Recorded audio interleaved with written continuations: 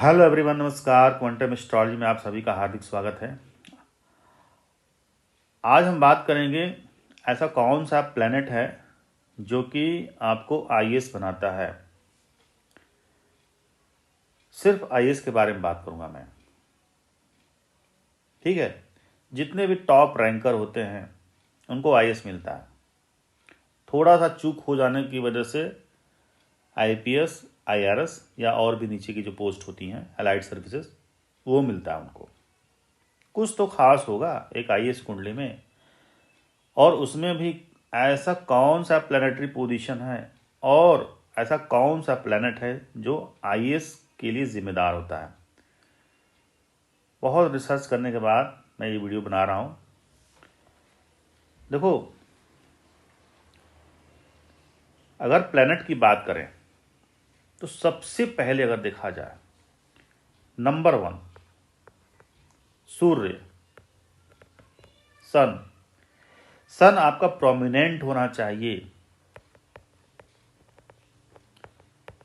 इसका क्या अर्थ है? देखो, सूर्य जो है ना, वो अथॉरिटी देता है, साथ साथ गवर्नमेंट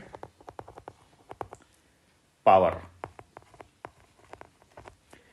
सत्ता, राजगद्दी, फेम, यह इतने सारे जो कारकत्व हैं ये सब सूर्य के कारकत्व हैं।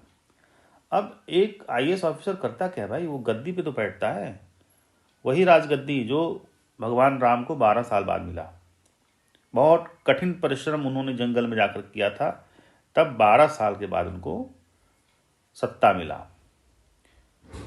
तो सूर्य जो है प्रोमिनेंट होना चाहिए, और इसका आशा ये है कि सूर्य जो है कहीं से अफ्लिक्टेड न हो, ठीक है। अगर अफ्लिक्शन में है तो ये सब नहीं मिलेगा, अथॉरिटी नहीं मिलेगा, गवर्नमेंट पावर नहीं मिलेगा, आप गवर्नमेंट सर्विस में जा ही नहीं पाओगे, आपको एडमिनिस्ट्रेटिव पोस्ट मिलेगा ही नहीं। कहने का मतलब है कि सूर्य पावर, कमांड, लीडरशिप, फेम, राजगद्दी, ये सब देता है। अब सूर्य का प्रोमिनेंट होना या स्ट्रांग होना, इसका ये तात्पर्य है कि यह या तो 10th हाउस से कनेक्ट हो, या 9th हाउस से, या 1st हाउस, ठीक है। या कह सकते हैं कि वह 10th लॉर्ड से भी कनेक्टेड हो अगर सूर्य, तो भी सूर्य को प्रोमिनेंट माना जाएगा। 10th हाउस क्या है? बेसिकली ये है 10th हाउस। तो ये क्या है? कर्म है। कर्म कैसा होगा? कर्म ऐसा होगा, वह व्यक्ति authority, government power, command, leadership, administrative power, ये सब इंजॉय करेगा अपने कर्म करने के दौरान, ठीक है। और आप देख सकते जितनी भी कुंडली मिलेगी आपको, ऑलमोस्ट सब में ये कॉमन बात तो मिलेगा ही कि 10th हाउस, 9th हाउस या 1st हाउस में, या 10th लॉर्ड के साथ एसोसिएट है सूर्य, तभी तो वह सुख भोगेगा सत्ता का।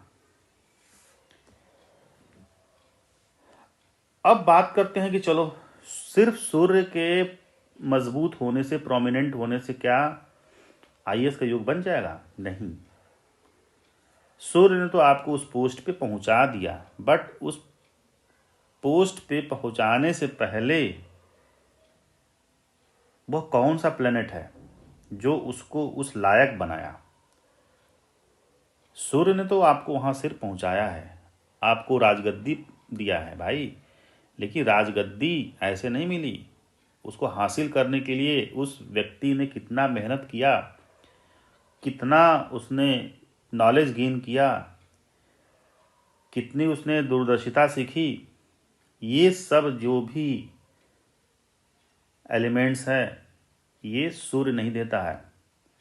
सूर्य आपको ज्ञान नहीं देता है, विजडम नहीं देता है, तो दूसरे नंबर का जो प्रोमिनेंट, मतलब मैं मानता हूँ, हालांकि मैं मानता तो पहले नंबर पर जुपिटर को, बट यहाँ पे दूसरे नंबर को मान रहा हूँ, उसका क्रम है, बता रहा हूँ क्यों।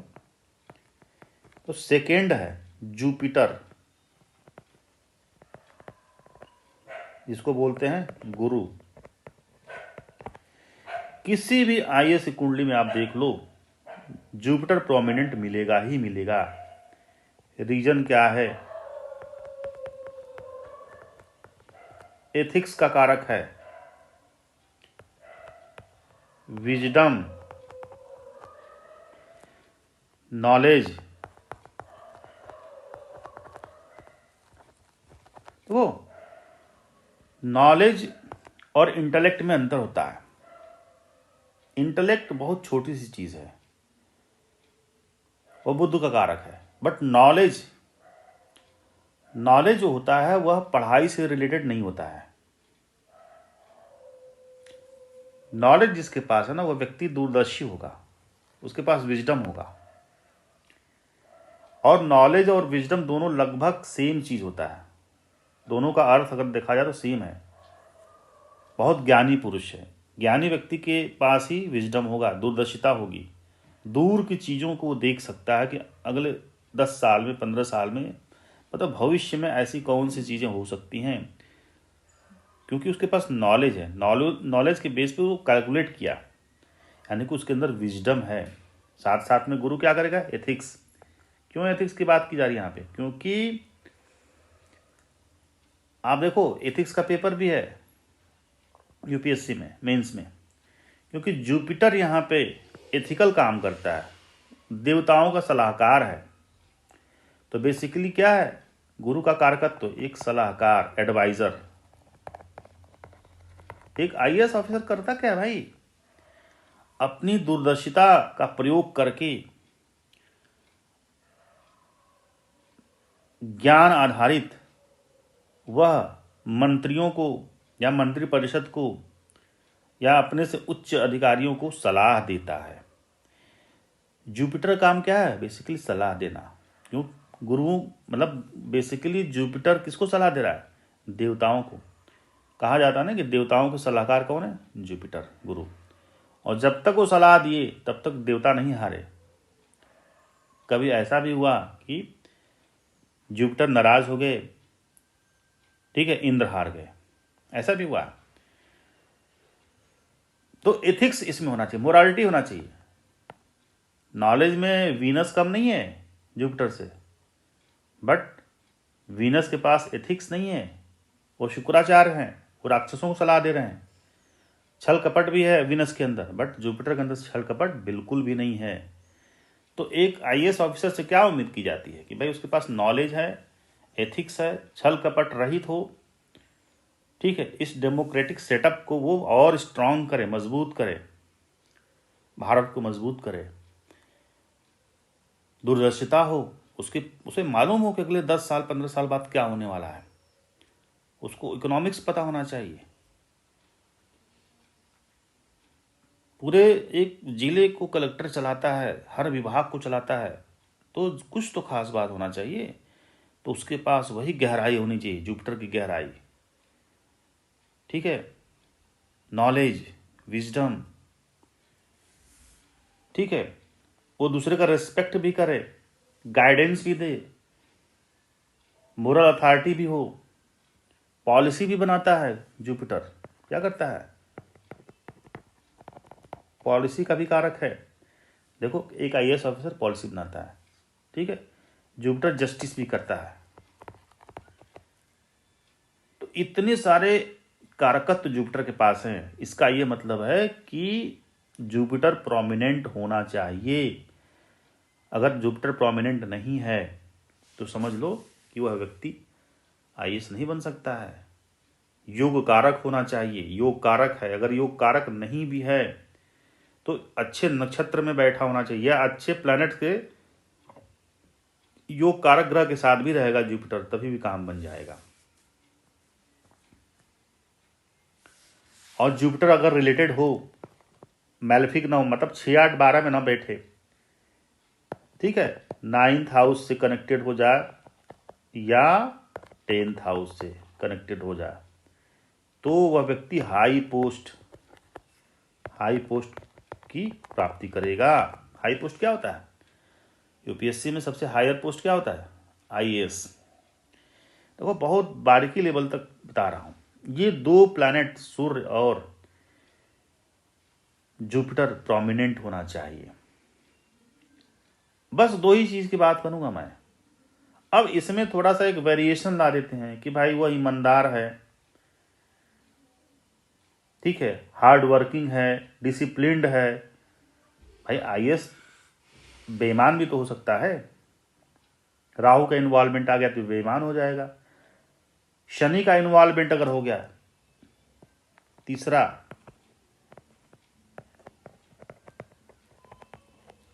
मतलब मैं सिर्फ बताऊंगा आपको दो ही इंपॉर्टेंट प्लैनेट हैं, सूर्य और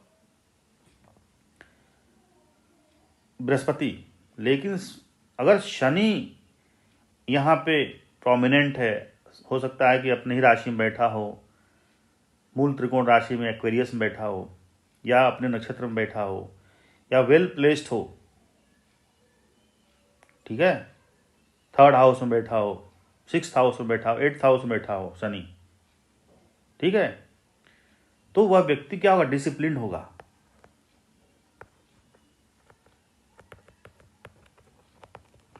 हार्ड वर्किंग, ठीक है भाई। एक आईएएस ऑफिसर को क्या है? डिसिप्लिन होना चाहिए, हार्ड वर्किंग होना चाहिए, तभी तो पूरा ब्यूरोक्रेटिक सिस्टम चलेगा। क्योंकि एक आईएएस ऑफिसर जब कलेक्टर होता है ना, तो वो जुडिशरी चेयर पे भी होता है। वो जो जितनी भी राजस्व के मुकदमे होते हैं ना, वो कैसे देखेगा? राजस्व के जितने भी वाद होते हैं, मुकदमे होते हैं, वह जुडिशियल चेयर पे बैठ के देखता है। तो एट द सेम टाइम वो लॉ एंड ऑर्डर को भी देख रहा है, साथ साथ में जुडिशियरी को भी देख रहा है। इसीलिए शनि का इन्वॉल्वमेंट इसमें जरूरी है, ठीक है। शनि प्रोमिनेंट होगा तभी वो एक अच्छा न्यायाधीश बनेगा, न्याय करेगा लोगों के साथ, जनता के साथ। और अगर सैटर्न का कनेक्शन सूर्य के साथ हो जाए तो एक अच्छा गवर्नमेंट ऑफिसर बन सकता है। तो ये तीन, मतलब है तो दो ही, बट तीसरे को मैंने इन्वॉल्व किया। अब इसमें एक चीज और है कि अगर बहुत मजबूत है, बहुत हिम्मती है आईएएस ऑफिसर, तो उसमें मार्स का इन्वॉल्वमेंट हो गया। अगर हिम्मती नहीं है तो मार्स का इन्वॉल्वमेंट नहीं होगा, बुध का हो जाएगा, खूब दिमाग लगाएगा। मार्स का इन्वॉल्वमेंट मतलब क्या है? वह किसी से नहीं डरेगा। जैसे अशोक खेमका आप सभी लोग जानते होंगे, 60-70 बार इनका ट्रांसफर हुआ, अभी रिटायर्ड हो गए, शायद बीआरएस ले लिए, बट ये किसी से नहीं डरते थे। क्यों? क्योंकि इनका मार्स प्रोमिनेंट था, उच्च का था मार्स इनका। अगले वीडियो में इनका एनालिसिस करूंगा कुंडली का कि कैसे आईएएस ऑफिसर थे ये। तो मार्स का इसमें प्रोमिनेंट हो जाना इस आईएएस की कुंडली में, इसका ये मतलब कि यह बहुत डेयरिंग आदमी होगा, एक ऐसा आईएएस ऑफिसर जो डेयरिंग होगा। लेकिन मार्स प्रोमिनेंट नहीं है, ठीक है, तो वह व्यक्ति चालाक होगा, धूर्त आईएएस होगा, करप्ट होगा। राहु का इन्वॉल्वमेंट हो गया, करप्ट हो जाएगा। राहु और बुध का इन्वॉल्वमेंट हो गया तो वह बहुत मैनिपुलेटिव आईएएस ऑफिसर होगा, ठीक है। अब इसमें अगर एक चीज और ऐड कर दें, मून बहुत प्रोमिनेंट है, ऑस्पिशियस है, अच्छे नक्षत्र का वो मून है, तो क्या होगा? पब्लिक डीलिंग बहुत अच्छा करेगा, माइंड इसका बहुत शार्प होगा, बहुत कूल होगा, इसका इमोशनल इंटेलिजेंस बहुत अच्छा होगा, डिसीजन मेकिंग बहुत अच्छा होगा, मास के साथ इंटरेक्शन कनेक्शन इसका बहुत अच्छा होगा। तो ये डिग्री, ये जो है ना, तीसरा चौथा पांचवा, ये अगर हम इंक्लूड करते हैं कि तो वो ये बताएगा कि भाई कितना बेहतर आईएएस ऑफिसर बनेगा या कितना करप्ट ऑफिसर बनेगा वो, ठीक है। बट ये सब है, तीसरा चौथा पांचवा कंडीशन है तो क्या आईएएस बन सकता है? बिल्कुल भी नहीं बनेगा। सबसे प्रोमिनेंट है कि जुपिटर एंड सन का प्रोमिनेंट होना अति आवश्यक है। कभी कभी इस एक आज का जो युग है, मतलब पिछले 15 साल से अगर देखा जाए तो वीनस भी एक अच्छा रोल प्ले कर रहा है आईएएस बनने में, क्योंकि वीनस भी गुरु है ना, बेसिकली ये राक्षसों के गुरु हैं, शुक्राचार्य। बट वीनस डायरेक्ट नहीं आईएएस बना सकता है। वीनस की अगर दशा चल रही हो और वीनस जो है गुरु के नक्षत्र में बैठा हो या गुरु के राशि में बैठा हो तब बन जाएगा, क्योंकि वहां गुरु एक्टिव हो गया। या गुरु की दशा चल रही हो, वीनस की अंतर दशा चल रही हो, तो वीनस जो है गुरु के एजेंडे को लागू कर देगा। या राशि परिवर्तन हो वीनस और जुपिटर के बीच में, तभी भी हो जाएगा। बट डायरेक्ट कहा जाए कि वीनस योग कारक प्लैनेट है, वीनस की दशा चल रही है, नहीं। वीनस आपको फाइनेंस सर्विस देगा, ठीक है, आईआरएस बना देगा, बट आईएएस नहीं बनाएगा। तो सोचो यहां पे अगर कंक्लूजन निकाला जाए, निष्कर्ष, कंक्लूजन में अगर नंबर 1 प्लैनेट की बात करें तो सन प्रोमिनेंट हो सकता है। आपको दिखे कि सूर्य जो है लगन में अच्छा नहीं है, बट नवांश बहुत स्ट्रांग है, D10 में बहुत स्ट्रांग है, तो ये अच्छा कंडीशन है। दूसरे नंबर का जुपिटर प्रोमिनेंट होना चाहिए। इवन D9 में भी अगर अच्छा है, उच्च का हो गया, ठीक है, 1 5 9 में जुपिटर बैठ गया है, 10th हाउस से कनेक्टेड हो गया जुपिटर, बहुत बढ़िया है। वर्गोत्तम हो गया जुपिटर, बहुत बढ़िया है। नीच का है, नहीं होगा, नीच भंग हो रहा, हो जाएगा काम, ठीक है। 6 8 12 में है जुपिटर, नहीं बनोगे आईएएस, बट अगर वो विपरीत राजयोग बन रहा है तो बन जाओगे, बन सकते हो। और फाइनली कंक्लूजन में एक चीज और ऐड करें हम, दशा और अंतरदशा अगर मतलब बढ़िया नहीं है, ये सारे प्लैनेट ठीक है, आपको सन और जुपिटर प्रोमिनेंट होना चाहिए, बट दशा भी इनकी चलनी चाहिए। ऐसा नहीं है कि राहु की दशा में आप आईएएस बन जाओगे, कभी नहीं बनोगे। दिखा दो मुझे एक भी चार्ट, एक्सेप्शंस हो सकता है एक का दुक्का, बट राहु में आप आईएएस, हाँ, राहु प्लस जुपिटर हो एक साथ अगर राहु प्लस जुपिटर, वो भी त्रिकोण में, यानी कि 1 5 9 में, तब बन सकते हो। ये एक तरह का राजयोग है। और तीसरा कंक्लूजन एक और है कि भाई आपकी कुंडली में राजयोग भी होना चाहिए, जैसे गजकेसरी बन गया, ठीक है, गजकेसरी योग है, मतलब कोई एक भी राजयोग बनना चाहिए। तो बस यहाँ पे 3 चीज देखो कि सूर्य प्रोमिनेंट, जुपिटर प्रोमिनेंट, साथ साथ राजयोग, और महादशा अच्छी चले। भाई राइट दशा और अंतरदशा ना चले, राइट दशा एंड अंतरदशा,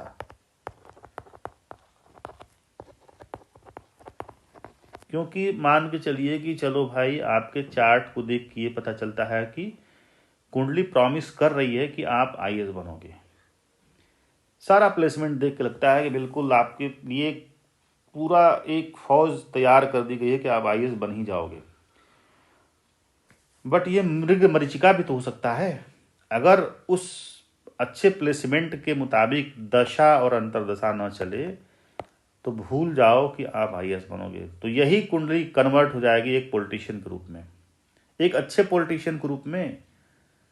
सेम देखो, अच्छी दशा अंतरदशा अगर नहीं है, जुपिटर की दशा अंतरदशा नहीं है, सूर्य की दशा अंतरदशा नहीं है, शनि की दशा अंतरदशा नहीं है, तो आप ये जो कुंडली आईएएस की बनती हुई दिख रही है वो बिगड़ जाएगी। फिर ये पॉलिटिशियन के लिए बहुत अच्छा है, ठीक है। तो ये है, देख लो कि आपके पास सन, जुपिटर, राजयोग होना चाहिए, राइट दशा होनी चाहिए, और एक आध और ऐड कर लेते हैं कि आपका जो है 10th house 9th house strong होना चाहिए, क्योंकि 10वां भाग कर्म है और 9वां भाग भाग्य। बिना भाग्य के आईएएस इम्पॉसिबल है, इम्पॉसिबल। सारे लोग आईएएस क्यों नहीं बन रहे हैं भैया? 0.002% सक्सेस रेट है यूपीएससी में, तो सभी लोग क्यों नहीं बन पा रहे हैं? तो 10th हाउस और 9th हाउस का प्रोमिनेंट होना जरूरी है। जहाँ तक प्लैनेट की बात है तो सन, जुपिटर, बट उसके अलावा बात करें तो राजयोग बनना चाहिए, राइट दशा अंतर्दशा होनी चाहिए, साथ साथ 10th और 9th बहुत स्ट्रांग होना चाहिए। भाग्य भी साथ दे, कर्म कर रहे हैं बट भाग्य साथ ही नहीं दे रहा है, तो फिर तो बहुत मुश्किल है ना इंटरव्यू पास करना। इंटरव्यू पास भी करोगे तो कोई जरूरी थोड़ी आईएएस बनोगे, तो भाग्य तभी तो बनोगे। तो देखो ये सब मेरा रिसर्च है, और उस रिसर्च के बेस पे आपको अगले वीडियो में मैं 2-3 कुंडलियों का कोशिश करूंगा कि एनालिसिस करूं। पहला नंबर तो रहेगा मिस्टर अशोक खेमका, ठीक है। मेरे पास इनका चार्ट है, और भी 2-3 कुंडलियां मेरे पास है, तो आपको मैं बताऊंगा, उस चार्ट के माध्यम से समझाने की कोशिश करूंगा कि जितना भी मैं ट्रिक बताया हूं, कंक्लूजन ये सन, जुपिटर, राजयोग, ये सब क्या उसमें मौजूद है। अगर मौजूद है तो समझ लो कि हमारी बात सही है, और ये सारे ट्रिक उसमें मौजूद नहीं है, उसमें दिख नहीं रहा है, तो समझ लो कि मैं जो भी बता रहा हूँ सब फर्जी है। बट फर्जी नहीं होगा, ये समझ लो, बहुत साइंटिफिक लॉजिकल चीज़ आपको बता रहा हूँ। कोई भी एस्ट्रोलॉजर इस तरह का डिटेल में आपको नहीं बताएगा, वो मनमाना चीज़ बताता है, मनगढ़ंत कुछ भी बोल देगा, जनरल चीज़। मैं बता रहा हूँ बहुत साइंटिफिक बेस, ठीक है। अब सन प्रोमिनेंट होना चाहिए, क्यों कह रहा हूँ? क्योंकि सन का वही कारकत्व है ना, गवर्नमेंट, सत्ता, पावर, फेम। ये कारकत्व तो राहु के पास थोड़ी है, केतु के पास थोड़ी है। अगर ऐसा होता तो सन की जगह पे मैं राहु और केतु को रखता, राइट। तो आज के लिए इतना ही। आई थिंक आपको ये बहुत पसंद आएगा, आपको अच्छा लगेगा, और आपको इसे सीखने को मिलेगा। जैसा भी वीडियो आपको लगे थोड़ा बहुत कमेंट करते रहिए, ताकि मेरा भी मनोबल बढ़े। आज के लिए इतना ही, थैंक यू।